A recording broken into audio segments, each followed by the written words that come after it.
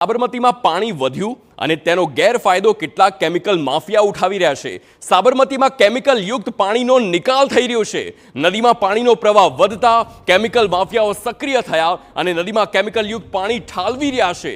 વટવા, નારોલ, નરોડા, બહેરામપુરા સહિતના એ તમામ વિસ્તાર કે જ્યાં ફેક્ટરીઓના કેમિકલ યુક્ત પાણી સાબરમતીમાં ઠાલવવામાં આવે છે। મનપા અને જીપીસીબી કામગીરી સામે પણ અનેક સવાલો ઊભા થઈ રહ્યા છે, કારણ કે આ જે વહેતું પાણી છે તે આગળ અનેક વિસ્તારોને અસર કરી શકે છે। આ તેના સીધા દ્રશ્યો આપ જોઈ શકો છો કે જ્યાંથી કેમિકલ ઠાલવવામાં આવી રહ્યું છે।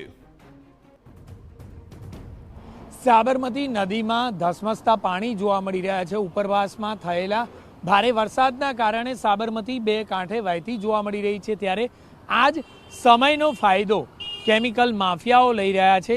જે ડિસ્ચાર્જ પોઈન્ટ છે, નદીમાં જતા ડિસ્ચાર્જ પોઈન્ટ છે, તે તમામ ડિસ્ચાર્જ પોઈન્ટમાં એક બે નહીં પરંતુ તમામ ડિસ્ચાર્જ પોઈન્ટમાં કાળા રંગનું અને લાલ રંગનું પાણી કોઈ પણ પ્રકારે ટ્રીટ કર્યા વિના જ છોડવામાં આવતું હોય તે પ્રકારના દ્રશ્યો સ્પષ્ટપણે જોવા મળી રહ્યા છે। કોઈ પણ પ્રકારે કોર્પોરેશન આ મામલે પગલાં લેવા માટે તૈયાર નથી। છેલ્લા કેટલાય દિવસથી આ જ પ્રકારે પાણી બેરોકટોકપણે છોડવામાં આવી રહ્યું છે, પરંતુ ગુજરાત પોલ્યુશન કંટ્રોલ બોર્ડ અને અમદાવાદ મ્યુનિસિપલ કોર્પોરેશન બંનેના આંખે જાણે કે પાટા બંધાઈ ગયા હોય તે પ્રકારનું હાલમાં જોવા મળી રહ્યું છે।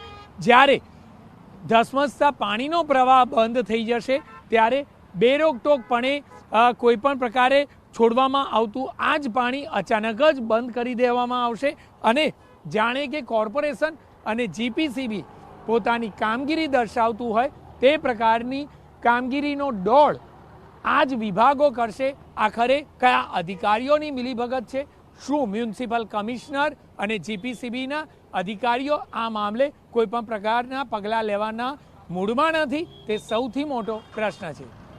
કેમેરામેન રોશન સાથે જિગ્નેશ પટેલ, TV9 અમદાવાદ।